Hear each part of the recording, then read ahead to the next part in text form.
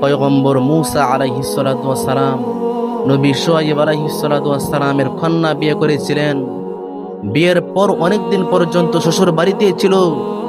অনেক দিন পর যখন বিবি নিয়ে বাড়ির পথে রওনা হলো, প্রতিমধ্যে ওনার বিবির প্রসব বেদনা শুরু হয়ে গেল।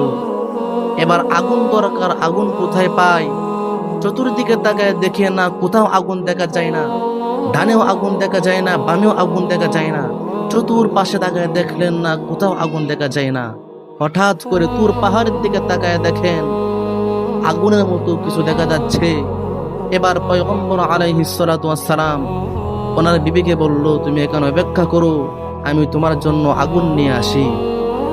আল্লাহর নবী পয়গম্বর মূসা আলাইহিস সালাতু ওয়াস সালাম আগুন আনার জন্য তুর পাহাড়ের দিকে দৌড়ায় চলে গেল। তুর পাহাড়ে যাওয়ার পর গাইবে থেকে আওয়াজ শুনতে পেল, কে যেন বলছে, হে মূসা, তুমি দূর থেকে দেখেছো আগুন, কিন্তু তা আগুন না, এটা হচ্ছে আমি আল্লাহর নূর। সুবহানাল্লাহ।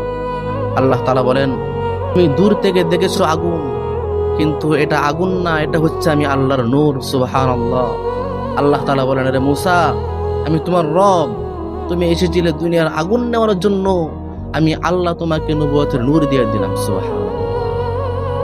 এবার পয়গম্বর মূসা আলাইহিস সালাতু ওয়াস সালাম ওনাকে আল্লাহ তাআলা বলেন, তুমি যাও বনি ইসরাইলের কাছে আমি আল্লাহর একত্ববাদের দাওয়াত পৌঁছে দাও। আল্লাহ সুবহানাহু ওয়া তাআলা এই ঘটনাকে কেন্দ্র করে আল্লাহ তাআলা মহাগ্রন্থ আল কুরআনের মধ্যে সূরা তাহার 12 নম্বর আয়াত নাযিল করেছেন।